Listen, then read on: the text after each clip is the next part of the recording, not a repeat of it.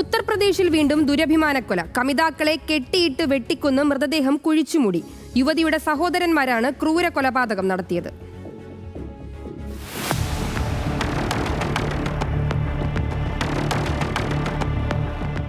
ഉത്തർപ്രദേശിലെ മൊറാദാബാദിലാണ് രാജ്യത്തെ ഞെട്ടിച്ച സംഭവം.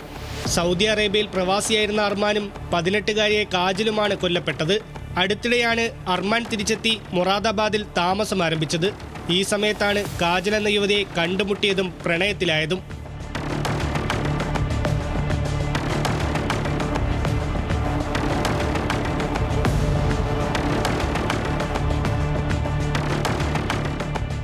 മുസ്ലിം യുവാവിൻ്റെയും ഹിന്ദു യുവതിയുടെയും പ്രണയമറിഞ്ഞ യുവതിയുടെ വീട്ടുകാർ യുവാവിനെ നിരന്തരം ഭീഷണിപ്പെടുത്തിയിരുന്നു. തുടർന്ന് വീട്ടുകാരെ അറിയിക്കാതെ ഇവർ നാടുവിട്ടു. 3 ദിവസമായി യുവതിയെ കാണാനില്ലെന്ന കാജലിന്റെ വീട്ടുകാരുടെ പരാതിയെ തുടർന്ന് പോലീസ് നടത്തിയ അന്വേഷണത്തിലാണ് അതിക്രൂര കൊലപാതകത്തിന്റെ ചുരുളഴിഞ്ഞത്.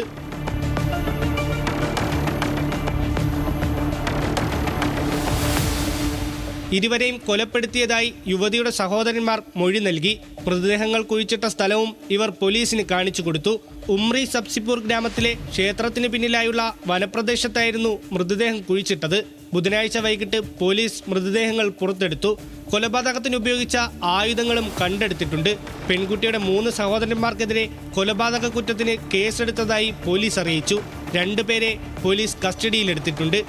इस संबंध में जब गहनता से जांच की गई तो इसमें ये प्रकाश में आया कि युवती के भाइयों के द्वारा इन दोनों की हत्या कर दी गई है और उसके भाइयों से जब पूछताछ की गई तो उनकी निशानदेही पर दोनों के शवों को बरामद किया गया. घटना में प्रयुक्त एक फावड़ा भी जिसके द्वारा हत्या की गई वो भी बरामद किया गया है. അതേസമയം അർമാനും കാജലും തമ്മിലുള്ള പ്രണയത്തെക്കുറിച്ച് അറിയില്ലായിരുന്നു എന്നാണ് യുവാവിന്റെ ബന്ധുക്കൾ പറയുന്നത്.